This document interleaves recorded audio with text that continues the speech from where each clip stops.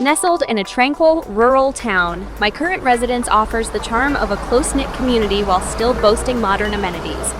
It's a place that's managed to strike a balance between its remote surroundings and the convenience of good shopping, dining, and public spaces. The town has recently transformed, acquiring a newfound hipness, complete with burgeoning breweries and bars. Beyond this evolving urban touch, the outskirts are alive with farming, allowing me to indulge in the simple pleasure of fresh eggs and homegrown veggies. While my town was on the cusp of urbanity, the pandemic dealt a blow to its local businesses. During the initial stages, regular deliveries were a luxury largely monopolized by giants like Walmart and Amazon. Naturally, I was thrilled when local alternatives began popping up on various apps later on. However, during that time, options for essential groceries and necessities were limited, usually requiring deliveries from a Walmart located in a neighboring town. This influx of unfamiliar faces ignited a chatter among the older residents, fueling neighborhood discussions about unfamiliar cars and people. Despite the concerns of some, I embraced this new convenience as it significantly simplified my life. It was a period of comfort and ease. At that juncture, I shared my home with my tall, gangly teenage son and my then boyfriend, who stood tall at 6'3" with a broad build.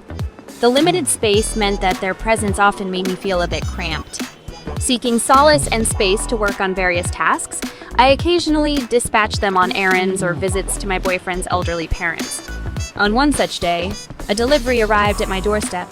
Recognizing the delivery person, I greeted him warmly, ensuring he received a generous tip before resuming my daily routine. However, the atmosphere took an eerie turn when the same delivery person returned an hour later. His behavior seemed off. Standing near my steps, he knocked while staying out of view from the eye hole. Yet, I could still catch a glimpse of him through a window next to the door.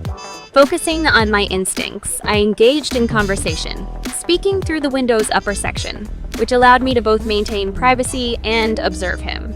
I cautiously questioned his purpose, to which he replied, hesitatingly explaining that he had forgotten a bag during the initial delivery. Although I confirmed that I had received all the items, expressing my gratitude, I chose not to open the door, wary of his unsettling behavior. A new set of neighbors moved into the unit across from mine, introducing a Ring camera to their setup. One day, my new neighbor contacted me, sharing that the delivery person had knocked on my door and lingered on my steps for quite some time. Being away with my son at my boyfriend's place, I was sent footage from the Ring camera. My instincts were confirmed as the man in question was indeed the same person. It was around 8 p.m., and I hadn't placed any new orders. The unease grew, prompting me to contact Walmart for assistance. Unfortunately, their response was less than helpful, promising to prevent further deliveries from him without providing any additional information for security or police matters. Feeling that this situation required attention, I considered filing a report with my building security team, but I was informed that the police would need to get involved. My gut feeling proved right as the situation escalated. Fearing to be home alone, I became cautious about ordering deliveries. My neighbor, however, ordered a delivery that surprisingly went through the same delivery person. This meant that he was on the property once again, just a few steps away from my door. What raised even more alarms was when I heard a delivery being dropped off and felt an inexplicable urge to check my peephole. There he was, standing right in front of my stairs, scrutinizing my door and windows.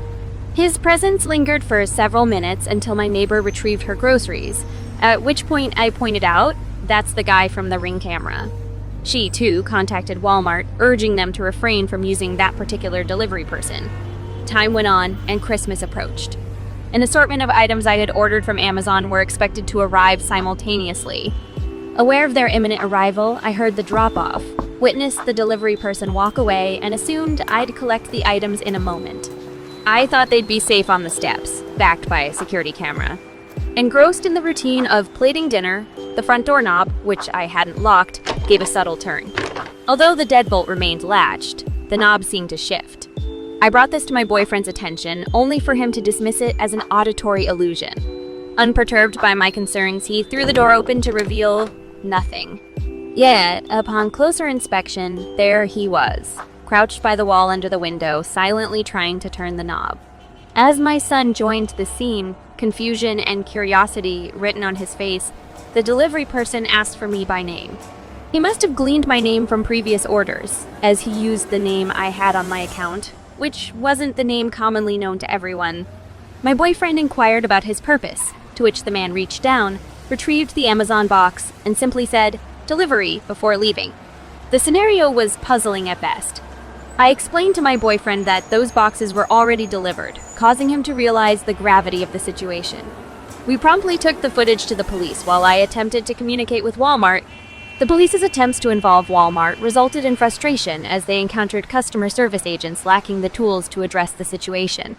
The police advised me to contact them immediately if the individual returned. Fears mounting, I was apprehensive, despite his newfound awareness that I wasn't home alone.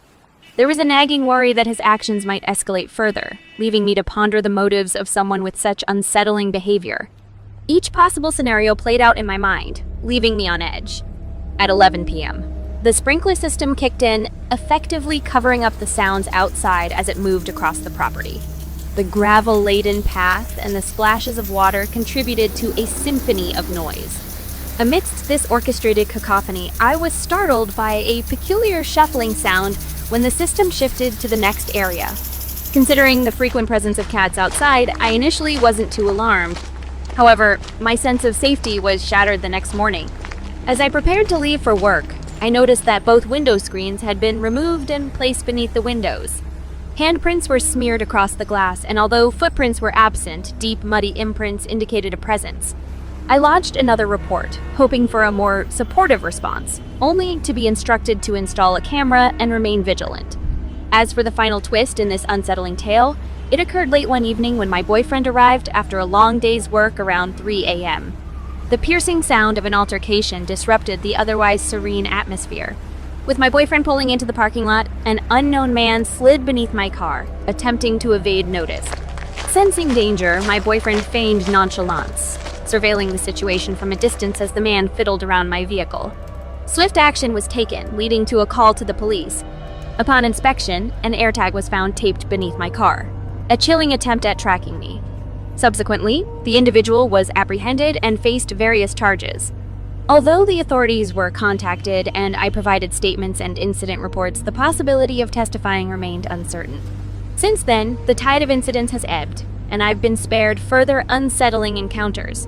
In the end, should the need arise, remember that there is support available to you through the authorities' security measures and the vigilance of those around you. Something occurred that has left me quite shaken, and even though it might not be the most riveting tale, I felt compelled to share it. I'm currently a college student sharing an apartment with 3 other girls, just like myself. It's worth mentioning that I'm a lesbian, and the way I choose to style my hair and dress often results in me appearing younger than I am. People might mistake me for a 14 or 15-year-old boy, even though I'm on the brink of turning 19 in 11 days. This incident took place when 2 of my roommates, who I'll refer to as G and S, invited me to an event happening on campus. All 3 of us were out during this encounter, which is crucial to the story. As we were making our way back to our apartment after the event, G and I observed an unsettling situation. An older, somewhat intimidating man was driving a sizable black truck, and he was moving at an unusually slow pace while giving us an intense stare. Our apartment is located on a corner, right by a well-lit area that sees a lot of foot traffic from college students. Although we were a bit unnerved, I initially brushed it off, thinking that his gaze might have been directed at my roommates. It was creepy, but I shrugged it off. However, what happened next raised more alarms. This man made a U-turn on the street and drove past us once more. This time, I noticed that he seemed to be looking down at something in his truck, possibly his phone. At this point, all 3 of us were growing increasingly uneasy. G and S began half-jokingly urging me to protect them, while I found myself contemplating whether it was prudent to have my pocket knife at the ready in case things took a sinister turn. We were almost back at our apartment when we watched the man turn left at the stoplight that was adjacent to our place. But things took a darker turn. Just as we were approaching our apartment building, the guy made yet another appearance at the stoplight and proceeded to turn back onto the street we were walking on. This was when the situation shifted from discomfort to genuine fear. It felt like he might be stalking us. The situation escalated further as he turned left onto a street that we could see from our apartment windows.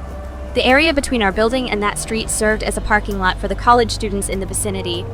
We quickly realized that allowing this guy to see where we lived was not a wise move. Normally, we would turn into the parking lot to access our building, thereby avoiding the stoplight altogether.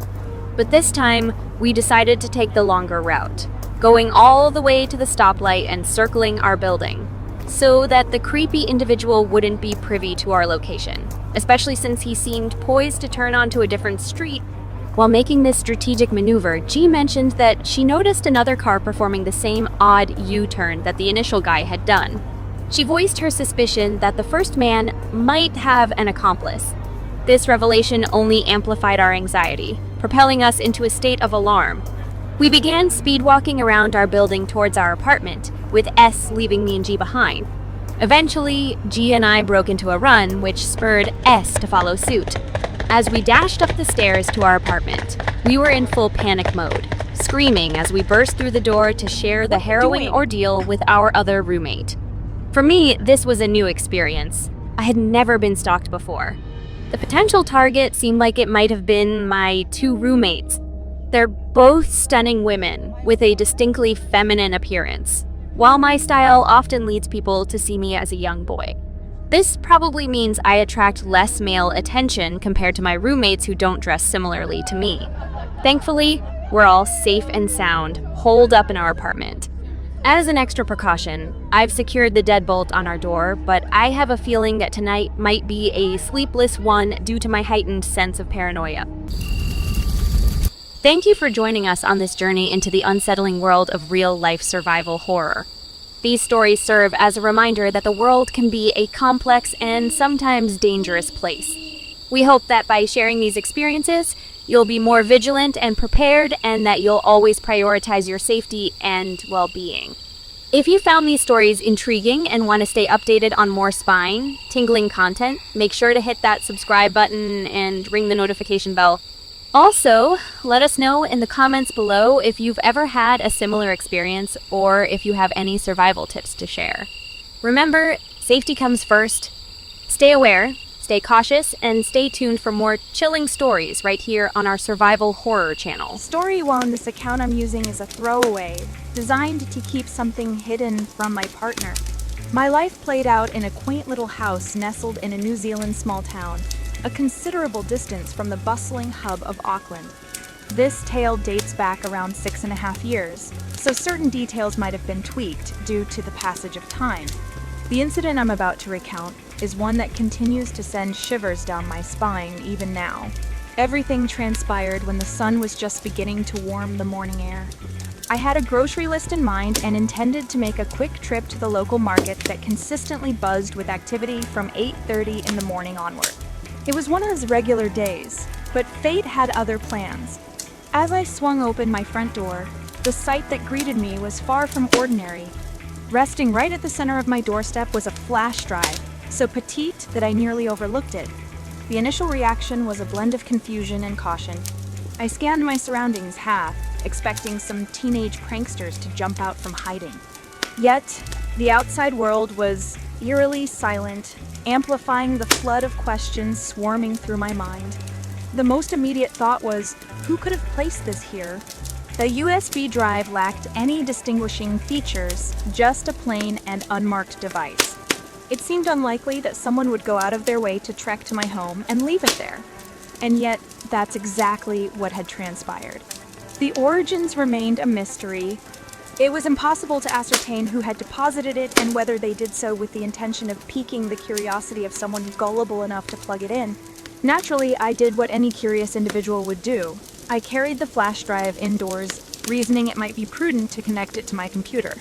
The contents were exclusively pictures, a myriad of them filling every nook and cranny of the storage space. I embarked on a visual journey by opening the first image and sequentially progressing through them. Initial shots captured mundane scenes from around town, places I frequented during my leisurely strolls. The turning point arrived with the fourth picture, snapped on the busiest street in our town. Amidst the throng of people was a figure that immediately seized my attention. The photograph portrayed me amidst the crowd, going about my business as I had on a recent grocery shopping expedition. A tinge of skepticism crept in as I considered the unlikelihood of such a coincidence occurring in a small town. The following image, taken on the same day, sustained the intrigue. Once again, I found myself in the photograph, but this time, the photographer had been in close proximity, almost uncomfortably so. It was apparent that these pictures had been taken without my knowledge or consent. The series continued, depicting me in various locations across town. Yet, a chill crept in when the images transitioned to a more unsettling theme. The very house I lived in, illuminated by the darkness of night, its living room bathed in the glow of a single light. As I clicked through, the images grew progressively more invasive. Through the living room window, I spotted myself seated on the couch, engrossed in my phone. The clothes I wore indicated that the snapshot had been captured the previous night, moments after my shower. The realization hit hard. Someone had been observing me from the shadows. The ensuing photos unveiled an eerie pattern.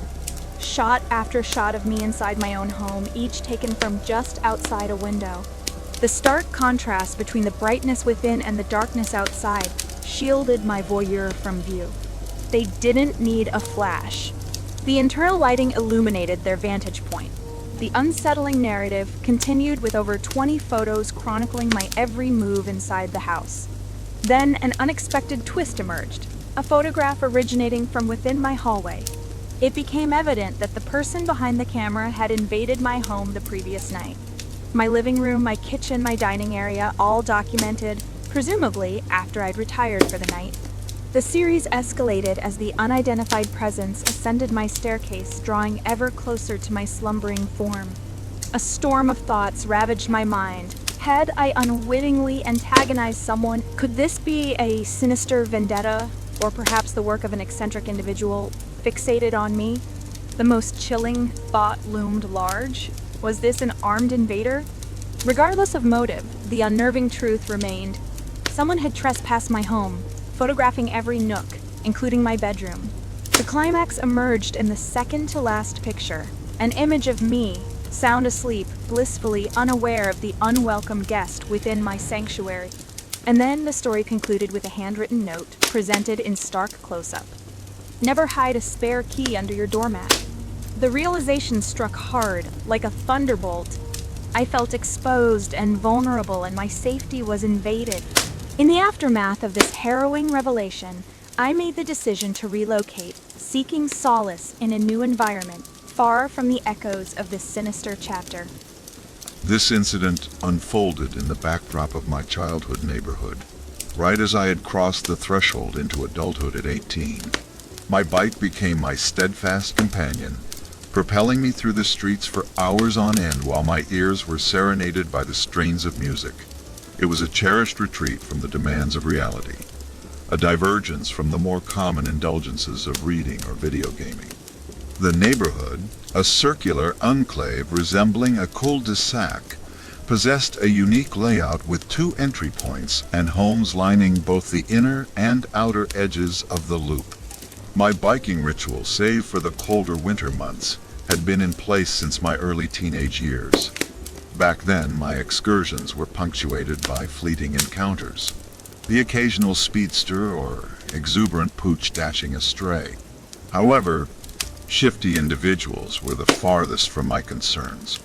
One typical day, I was cruising around the familiar circuit, the rhythm of my journey unchanged. My attention was snagged by a neighbor in the midst of renovating her driveway.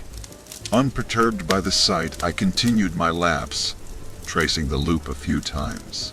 Yet, it was a seemingly innocuous act that triggered an unusual turn of events. One of the laborers working on the driveway signaled for me to halt. My upbringing had ingrained in me an excess of politeness, rendering me oblivious to any potential hazards.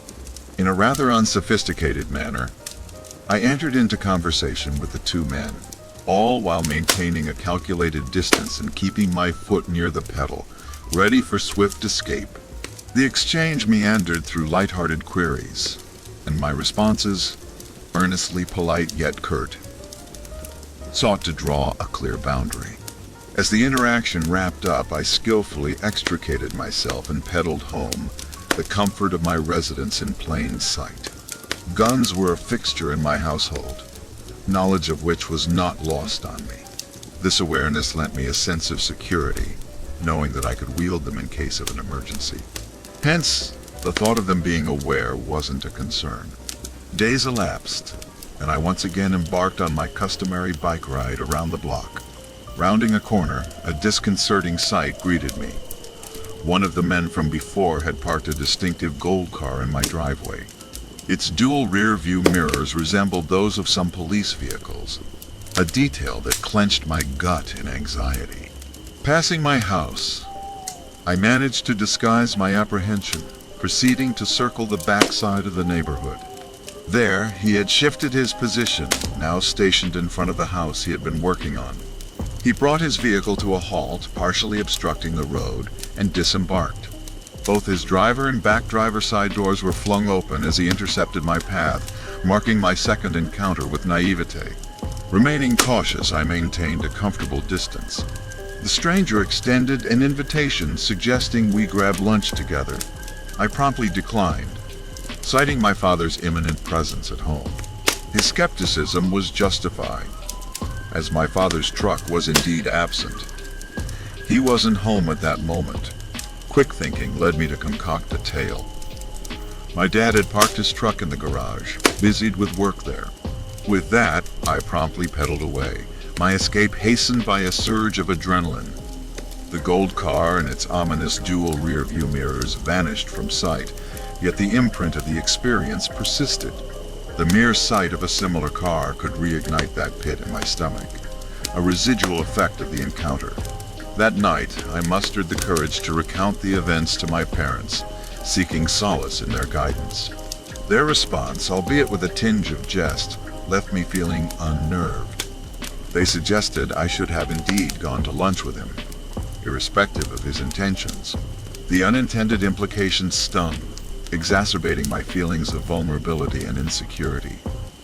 I've recounted this tale numerous times, and even though it remains one of the most terrifying experiences I've ever endured, I've come to realize that its intensity makes for quite a gripping story.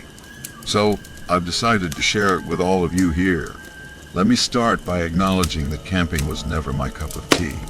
As a kid, I attended summer camp in Colorado each year, a venture that included obligatory woodland camping excursions. These brief sojourns into the wild were always a source of annoyance. Lugging heavy bags, the absence of proper bathrooms, and the unwelcome intrusion of spiders in my tent. However, the plot took a twist when I turned 16 and assumed the role of a camp counselor in training. During that phase, my sentiments toward camping saw a fleeting transformation. We were just a few years older than the eldest campers, but we enjoyed a good deal of freedom in our actions. While most evenings we were required to stay in the cabins with our charges, there was a rumor that the camping trip served as a time when counselor in training folk would indulge in drinking, smoking weed, and maybe even some romantic escapades once everyone else had dozed off. What I couldn't have foreseen, though, was how this particular camping venture would shape my view of wilderness camping forever. The escapade kicked off as any other, with about 30 people comprising our group, 4 counselor, in training 4 fully fledged counselors, and roughly 20 kids aged 13-14. As we trekked in single file, the din of conversations and laughter amongst the campers often drowned out the sounds of nature. Hours passed as we meandered through a marshy landscape and up a steep incline covered with evergreens and aspen trees. Now, I wasn't the most athletic of youngsters, so by this point I found myself bringing up the rear with another counselor in training named Jordan, alongside 2 campers who struggled to keep pace. Chatting away, we unwittingly lagged farther and farther behind the main group until they disappeared from view around a bend, some 50 feet up ahead. We proceeded at our own unhurried pace, not overly worried, but after around 30 minutes, the trail leveled off and a gnawing unease settled in. Not only were the other campers nowhere to be seen, but we had entered a stretch of eerie, dead evergreens. Half appeared charred from a fire, while the remainder seemed afflicted by some sort of disease. The eerie landscape was punctuated by a decrepit cabin nestled amidst the scorched forest, miraculously unscathed by the inferno that must have consumed the surroundings. Our captivation with this sight was rudely shattered when one of the campers screamed at the sound of a snapping twig behind us. Jordan and I chuckled at first, but that mirth swiftly transformed into alarm when we turned to locate the source of the sound. There, a mere 20 feet behind us, stood a disheveled figure, a man with tangled black hair and a sprawling beard. His eyes were fixed unwaveringly on us, his appearance bereft of any hiking gear. We couldn't fathom how long he'd been tailing us as we descended from our reverie. Youthful trepidation washed over us, but Jordan managed a tentative wave. Seizing upon our nervousness, the man's voice cut through the silence, posing a question barely audible. "Going camping?" Jordan responded in the affirmative. And the man offered a small, sinister smile while intoning, "Better be careful." We nodded and mustered a muted thank you before briskly resuming our path. Our pace now decidedly more brisk. Strangely, the man remained stationary on the trail, watching us as we ascended, eventually vanishing from his sight as the trail wound away. Reuniting with the rest of the group, we shared our encounter with the adult counselors. They casually dismissed it, suggesting the man likely lived in that cabin and was merely curious about our presence. Nevertheless, a sense of disquiet lingered, a hunch that the man might followed us. As we arrived at the campsite, I wrestled with lingering anxiety, the specter of the man's presence gnawing at me. Yet, over time, I pushed these concerns aside and managed to find a measure of enjoyment in the proceedings.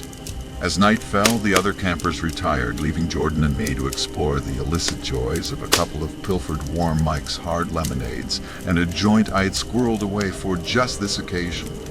To sidestep any trouble, we ventured into the woods to smoke the joint, settling at a river's edge where we had previously done our dishes. The environment was oddly hushed, and the man from earlier kept insinuating himself into my thoughts. Assuming my shivers were due to the cold, Jordan gallantly offered his blue hoodie, sparking a suggestion from another girl that we swap tents for the night, ensuring I could bunk with Jordan. I had no objections, and after our tokes we returned to our tents, slightly removed from the others. There we huddled, sipping Mike's hard lemonades and exchanging spooky campfire tales. Time slipped by, and one of the boys was spinning a poorly concocted story when a hush descended. Footsteps, like twigs crunching underfoot, echoed about 40 feet away, close to a fellow camper's tent. We strained to catch the sounds, but they suddenly ceased. It was likely just a camper seeking the restroom, yet under the intoxicating spell of our high and the chilling tales, we chose to call it a night and retreat to our tents. Jordan followed suit, and in the aftermath of some awkward fumbling, finally succumbing to slumber. I can't pinpoint the exact time, but it must have been the dead of night when I jolted awake to the unmistakable sounds of footsteps skirting around my tent.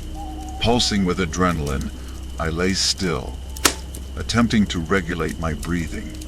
The steps were undeniable, mere feet from the front of my tent, pacing back and forth. I contemplated waking Jordan, but my relief was palpable when I observed his absence next to me. Assuming he was the source of the sounds, I closed my eyes and was on the precipice of sleep when the zipper of my tent began to move. In a swift flurry of movement, Jordan joined me in the tent. As my eyes grew heavy, I suddenly recognized my urge to relieve myself. Murmuring about needing to pee, I began to unzip my sleeping bag. Jordan's irritable response was muffled, his hoodie pulled over his head in an attempt to shield himself from the light. It was at this moment that I felt reassured, believing that it was indeed Jordan who had just returned to the tent. With shoes on, I tiptoed across the campsite towards the designated pee zone. However, barely had I begun when I heard rustling, emanating from the campsite, like someone rummaging through our belongings. A bit disoriented from the alcohol, I hurriedly adjusted my clothing, stumbling and grabbing a branch for balance. an action that resulted in a loud snap. Struggling to regain composure, I peered up and discerned a figure perhaps 40 feet away, moving across the campsite. Before I could react, the spotlight of a flashlight blinded me, its intensity growing as the figure approached. Panic-induced paralysis took over as the light expanded. Someone was advancing toward me. Immobile and terrified, the figure came within 10 feet of me, and then I heard Jordan's voice, a calming presence. His words, "Sorry, it's just me," flowed over me like a warm embrace. At that moment, relief washed over me, and I caught a glimpse of Jordan's silhouette as he approached. I breathed a sigh of relief, but Jordan inquired about his missing blue hoodie, wondering if I'd come across it. He'd been scouring the area, suspecting a camper had filched it from his bag while he slept. Confusion gripped me, and I stuttered, "You were just wearing it when you returned to the tent." His response shattered my sense of security. "What are you talking about?" he queried. "It's been missing since we got back from the river. I even checked down there, but when I couldn't find it, I thought to inspect the boys' bags. And that's when I spotted you." My bewilderment transformed into terror when it dawned on me that the individual who had entered the tent with me earlier wasn't Jordan. Sensing my distress, Jordan probed further. I stammered that whoever took his hoodie was in our tent. He was skeptical, but insisted on investigating. With extreme caution, we approached the side of the tent, and when Jordan flicked on his flashlight, a piercing scream echoed through the night. A shadowy figure, unmistakably a man, lay motionless inside our tent. The sequence of events that followed remains a blur. We dashed to the neighboring tents, where the older counselors were bunking, our frantic yells rousing them from their sleep. A sense of panic rippled through the group as they gradually awoke, and after a chaotic exchange, the gravity of the situation sunk in. The counselors grabbed their walkie-talkies, urgently calling the camp to summon the police. The fear in their voices mirrored our own. Sleep was elusive that night. With dawn's first light, a few counselors arrived armed with guns, escorting us back to camp. On the return journey, one of the campers stumbled upon Jordan's hoodie, tied to a tree like a sinister marker. He refused to reclaim it, and we left it behind. To this day, I can't say definitively whether the man in the tent was the same individual we had encountered earlier on the trail. However, his visage and that fateful night continued to haunt me. On a chilling Halloween night, I was a curious 11 or 12-year-old, deep into my video game on the Nintendo Switch with headphones plugged in. The clock had struck midnight when I decided to quench my thirst by grabbing some water from the outdoor fridge in the garage. What's essential to mention is that my parents had their friends staying in a trailer parked outside. To ensure easy access to the garage, the door remained unlocked just in case they needed something in the middle of the night. As I stepped out of my room, headphones still firmly in place, I had my gaming console in hand. But right before reaching the garage door, for some unexplained reason, I decided to switch it off and remove my headphones. It wasn't a typical action for someone my age. But little did I know it would be the decision that might have saved me that night. As I laid my hand on the garage door handle, my ears free of headphones, a deafening crash echoed from within the garage. A paralyzing chill swept over me, and it felt as if my entire body was composed of static. I didn't freeze, though. Instead, I calmly checked the door handle by turning it slowly, avoiding any unnecessary noise. And to my dismay, it was unlocked. In a split second, I locked it firmly. However, as I did so, the door handle started to turn, rattling rapidly 4 times, as if someone was desperately trying to get inside. My heart raced, and I bolted to my parents' room, rapping on their door with all the urgency I could muster. Their sleepy voices muffled by the door. They inquired what was wrong. "Please tell me one of you is outside in the garage," I pleaded. My dad's reply sent shivers down my spine as he said no. After recounting the harrowing encounter, my dad tried to reassure me, suggesting it was probably their friends attempting to enter.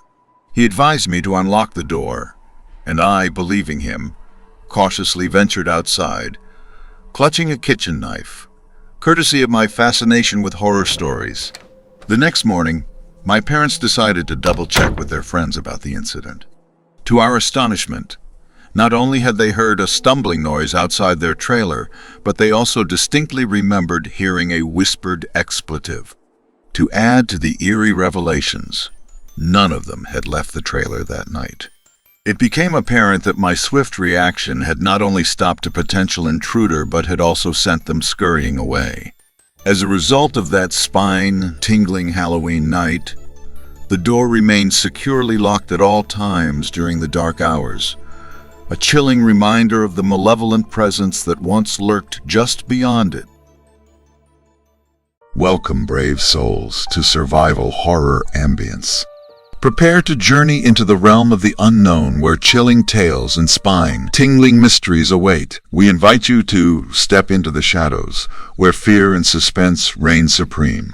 A tale unfurled that could have emerged from the twisted imagination of Stephen King himself. I was a child of 7, nestled within the confines of our 2-story box house, a setting ripe for the bizarre events that were to transpire. Accompanying me were my 2 older sisters, aged 8 and 11, along with a pair of cousins, each at the tender age of 7 or 8. A quintet of young souls, all girls, left to their own devices in that creaking abode. It was the solemn duty of my eldest sister to watch over us 4 younger ones. To paint a vivid picture of the scene, one must envision our house, a mundane structure with a flat roof and a similarly styled small porch projecting from the front. This seemingly ordinary backdrop would soon become the stage for an unnerving drama. As the day meandered on, our juvenile diversions were intermittently interrupted by an unsettling symphony of sounds emanating from above, footsteps, and the disconcerting clatter resembling pebbles cascading down the downspouts. The rationale of youth led us to attribute these dissonances to harmless creatures, perhaps squirrels or their ilk. But persistence fostered suspicion, and soon my elder sister conjectured a chilling notion. What if someone had scaled the massive tree adjacent to our dwelling, creeping onto the roof? Fear bubbled within our collective hearts, for we were aware of a point of entry on that rooftop accessible via a bedroom we shared. Unease now gripped us like a vice. To ascertain the truth, my elder sister instructed our cousins and one of my sisters to make a treacherous journey across an empty gravel expanse to the nearby corner store. The mission. Peer upward on their return and confirm or dispel our mounting dread. And so, these intrepid young souls, scarcely past their 8th year, embarked on their mission.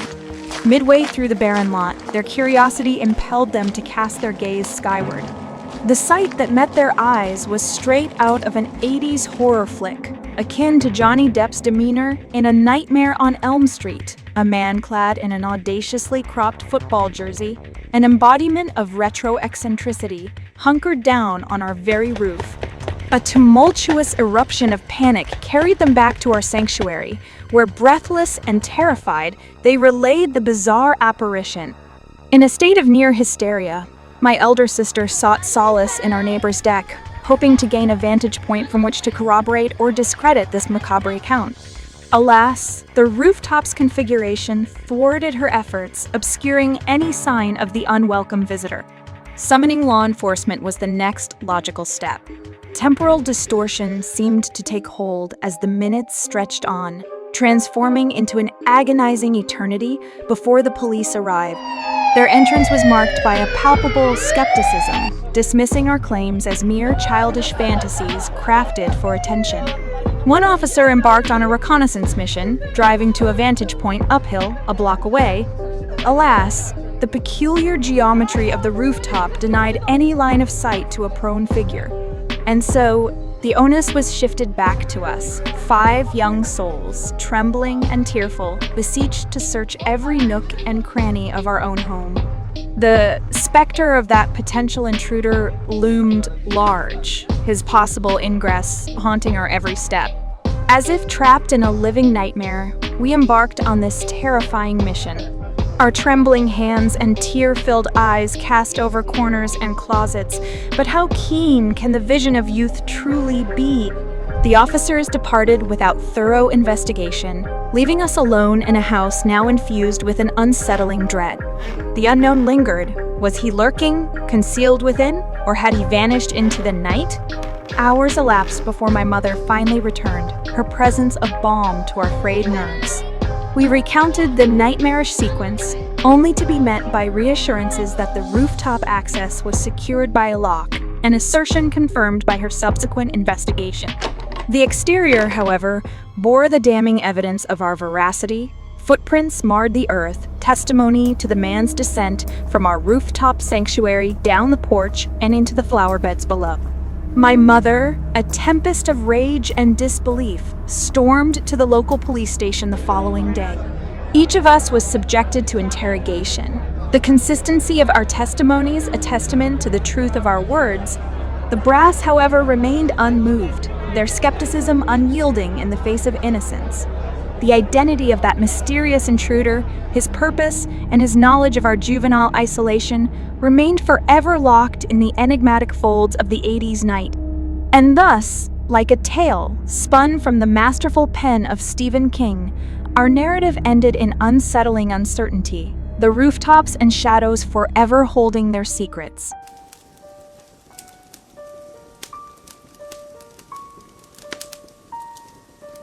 Our parents ventured out for a swift grocery errand. As the familiar hum of the car faded down the driveway, a text from my mother chimed in, bearing an unsettling message. The contents painted a strange portrait of our elderly neighbor, perched on his driveway as if in vigilant observation of the neighborhood. My heart raced as her words instructed me to secure the front door, an injunction I adhered to without hesitation. Accompanying this act, I discreetly pocketed a pocket knife for added reassurance.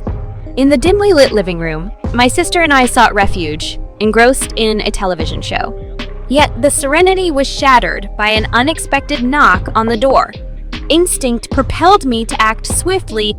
I herded my sister into the basement, urging her to remain there while I dealt with the enigmatic visitor. With an interior door equipped with a window, I strained to discern the figure on the other side. A man or woman, the details obscured by the glass, yet apprehension gnawed at me. Men were a rarity in our quiet neighborhood, and their disposition was anything but amiable. A surge of anxiety coursed through me, amplifying my fear as I contemplated the presence outside. If my absence extended beyond 30 minutes, I instructed my sister to contact the authorities and seek refuge with a neighbor until our parents returned. The door creaked open, revealing the visitor, none other than our unsettling neighbor, his request bordering on the bizarre. A peculiar mix of dread and relief intertwined as he implored me to join him outside. Supposedly, he sought an audience with my parents, but as they were absent, he insisted on conversing with me. With trepidation gripping me, I refused his request, a resolute no escaping my lips. His insistence persisted, urging me to accompany him at that very moment. His rationale was grounded in my parents' absence, requiring him to relay his matters to me instead. Skepticism wrestled with my fear, and in a moment of vulnerability, I allowed myself to entertain this unlikely scenario. The inexplicable beckoning led me to follow him, trailing him towards his abode. A reckless impulse drove me, a faint comfort stemming from the pocketed knife that bolstered my confidence. His journey brought me to his meticulously kept lawn, a canvas of grass that he guarded fervently. In his stern gaze, I detected the solemnity he attributed to his grass, his surveillance encompassing even the minutest of trespasses.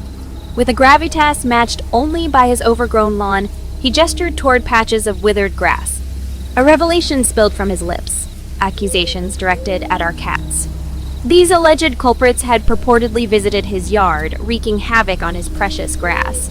A surge of relief washed over me as his grievance shifted from potential harm to the innocuous habits of our feline companions. With measured words, I conveyed the truth. Our cats never set paws outside our sanctuary. A well-timed fabrication concealed their occasional backyard escapades. Returning home, my parents received my account, and they too were baffled by the strange events. As days unfolded, the neighbor's unease grew, prompting him to summon the police on multiple occasions. Regrettably, for him, the authorities remained powerless to intervene. The strangest twist in this peculiar narrative lay in the fact that the cats he perceived as the malefactors were not even ours, but rather a band of wandering strays. In retrospect, the memory of that night carries an eerie blend of the bizarre and the ordinary, a tale that unraveled within the shadows of a suburban enclave. Thank you for embarking on this eerie journey with us through the corridors of fear and paranoia. If you've been entranced by these tales of the unexplained, don't forget to like, subscribe, and hit that notification bell to stay tuned for more spine-chilling stories. And remember, in the world of survival horror ambience, even the most ordinary places can conceal the darkest secrets. In the next story, a woman's Thanksgiving took a creepy turn on a dark country road, and we'll call this story Dead End. I'm a 30-year-old female and a nursing student, and this unsettling incident happened during Thanksgiving 2020. The day started off on a high note as I passed an exam with a score of 86. I then spent pre-Thanksgiving with my boyfriend and his family. However, my boyfriend had to leave for a Cal Fire base on the night before Thanksgiving, so I spent that evening at my brother's house. I decided to head home around 8 p.m. I was tired but felt a surge of energy, perhaps due to my somewhat manic mental state. In this state, I decided to surprise my sister with a gift for her and her kids, as she hadn't responded to my messages. I made my way to her house, and the day turned out to be filled with fun, food, drinks, and dancing. Around 6 p.m., I started planning my trip to leave my boyfriend's temporary home. We had a bit of an argument as I told him I'd start my 3-hour drive around 1 a.m. He was a bit nervous about my journey. However, we eventually reached an agreement on my departure time. The festivities continued at my sister's house, with alcohol, fun, Thanksgiving celebrations, family pictures, and more food. I decided to take a nap, but due to my manic state, I also wanted to shower and fix my hair. This delayed my nap, and I ended up lying down around midnight. I set an alarm for 1 a.m., but I ended up sleeping through it. My sister, who asked me why I hadn't left yet, I rushed out of her house but left my phone behind. Once I had my phone, I set out on my journey again. However, I took a wrong turn due to mixing up 2 cities with similar names, both starting with H. Once I corrected my route, I was on my way. The first hour of the drive was a bit frustrating, and at one point I thought I had left my vape pens behind as my sister had mentioned it. I later found the vape pens in my purse, which was a relief. As I left the city limits of Sacramento, I found myself in a race with a lifted Silverado. My competitive spirit got the better of me, and I decided to join the race. We reached speeds of up to 120 miles per hour for about 10 minutes before I realized it wasn't worth the risk of getting a ticket. After the Silverado took an exit, it was just me and another driver in a dark, rural area. The other driver seemed to be closely following my car, and my focus was on making it safely rather than on the car beside me. We reached a small town where we had to travel through a few miles on a major street, going through stoplights. At one point, I felt annoyed by how close the other driver was to my car. However, after a few lights, the driver turned off, and I felt a bit childish for being bothered by it. But my sense of unease returned when, a few lights later, I noticed the same car had returned to the main street. It was the only other car on the road and seemed to be purposefully staying on my right side. My fear began to build, and I hesitated to call my boyfriend as I wondered if I was just being paranoid. I had driven alone for long distances at night before, but I couldn't shake the feeling of unease. As we approached a traffic light, my brain went into overdrive, and I decided to stay calm. However, as the light changed, I stayed put, and the other car didn't move either. When I finally glanced to my right, I could see the silhouette of a person's face under a hat staring at me. My heart raced, and I decided to drive through the intersection slowly, maintaining my composure. The other driver's car remained still, and a car behind us honked impatiently. It was then that I noticed a truck in the distance approaching the last traffic light on the one-lane road. I accelerated to reach the light, but the other driver matched my speed. Panicked, I veered to the left into oncoming traffic to get around the truck. My rationalization was to speed up and take my chances with the police if necessary. The other driver followed suit, dangerously weaving between lanes. Even as I sped up to 120 miles per hour, the other car stayed close behind. After about 10 minutes, I began to slow down, eventually reaching 80 miles per hour and then 65 miles per hour. I finally stopped at a store with many customers to ensure my safety. I entered the store, visibly shaken and struggling to pay for my coffee and cigarettes due to my trembling hands. The sun was rising and I was almost at my destination. I was still shaking and had a persistent headache. When I reached my boyfriend's place, he sensed something was wrong. I explained the terrifying experience to him, and although he was upset, he provided comfort and insisted I avoid late-night drives from then on. This incident served as a stark reminder that no one, regardless of gender, should think it's okay to drive alone into rural areas at night.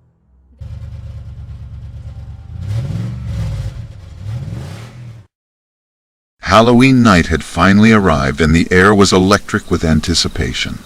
I was part of a group of friends who had eagerly awaited this night for weeks. There was a famous haunted house in our town, and it was the main event. All my friends were eager to go, and I was determined to impress them. This haunted house had a reputation for being more terrifying than any other, and I couldn't resist the challenge.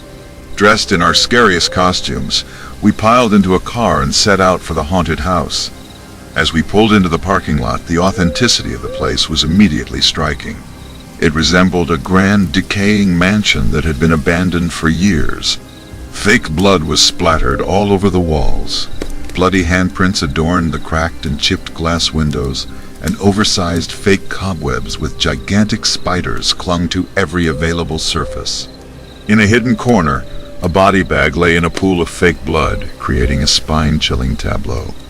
It was deeply unsettling. "Wow, they've really outdone themselves," one of my friends remarked, their voice a mix of excitement and nervousness. We approached the entrance, and it was evident that the creators had spared no expense in creating a terrifying atmosphere.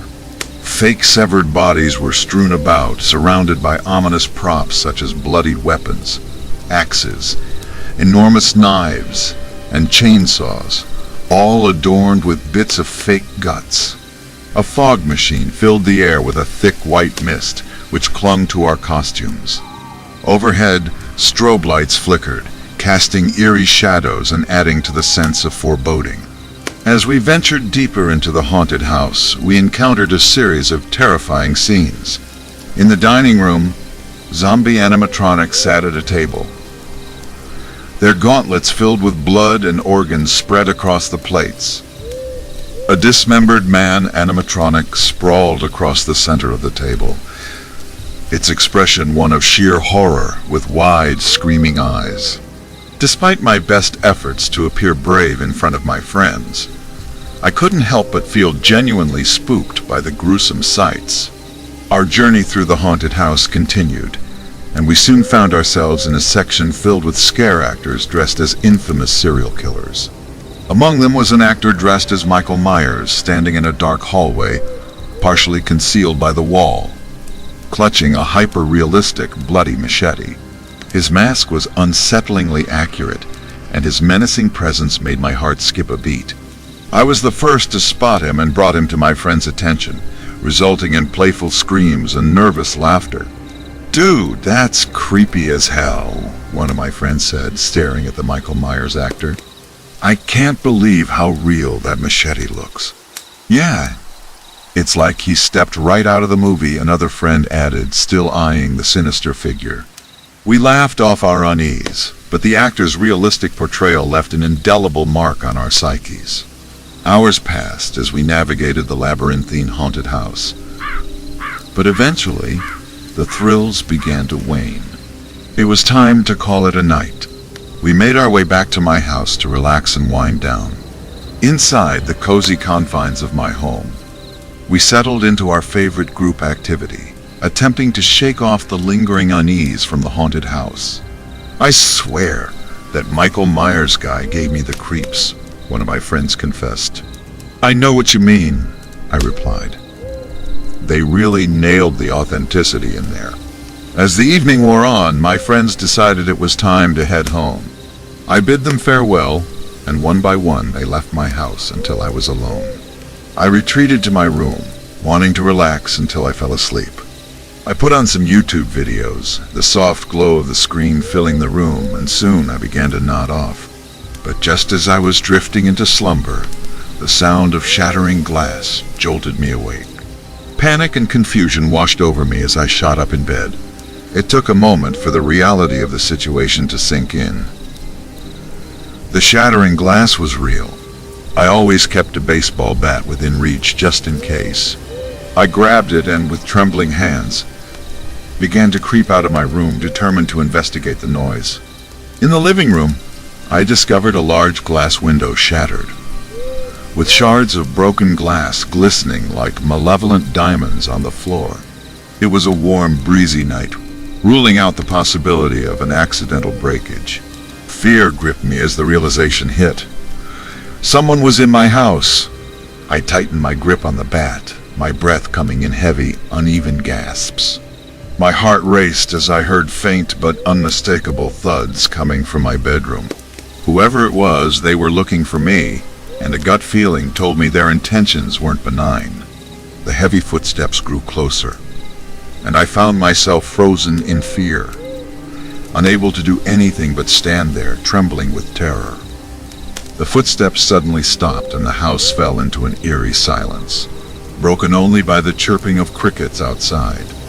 Then, I felt the cold, menacing touch of metal against my neck.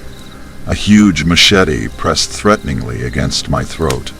I could hear heavy breathing from behind, and the terror that had gripped me throughout the night reached its peak. My mind raced as the seconds felt like hours. I could feel the weight of the machete against my throat, and cold sweat began to trickle down my back. With my heart pounding in my chest, I couldn't bring myself to move or even breathe too loudly. The intruder behind me seemed to enjoy my fear, letting out a low, eerie chuckle that sent shivers down my spine. "I bet you thought you were safe," a voice thick with malice whispered in my ear. My mind scrambled for a response, for some way to escape this nightmare. "What do you want?" I stammered, my voice trembling.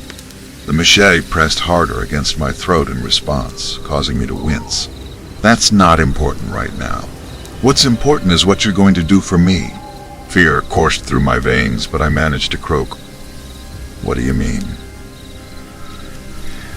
The intruder leaned in closer, their hot, rancid breath against my ear. "You're going to do exactly as I say, or things will get very messy, very fast." My heart raced even faster, and I couldn't fathom what this person had in mind. "Just tell me what you want, and maybe we can figure something out," I pleaded, desperate to avoid the impending danger. A sinister smile crossed the intruder's lips, even though I couldn't see their face. "Good. That's the spirit I was hoping for. First, I need you to lead me to something." My mind raced, trying to figure out a way to stall, to find an opening for escape, or to signal for help. "What do you need me to show you?" "Your friends," the voice hissed. "Take me to them." Panic surged through me. I couldn't lead this person to my friends. I had to protect them. "I can't do that," I said, my voice growing stronger with determination. The machete pushed harder, drawing a thin bead of blood from my neck. "You don't have a choice. Lead me to your friends, or I'll make this night unforgettable in the worst way." I couldn't bear the thought of leading the sinister intruder to my friends, and I knew I had to stall for time. Okay, just let me get dressed." The pressure on my throat eased, and I heard the intruder retreat slightly. They continued to watch me closely.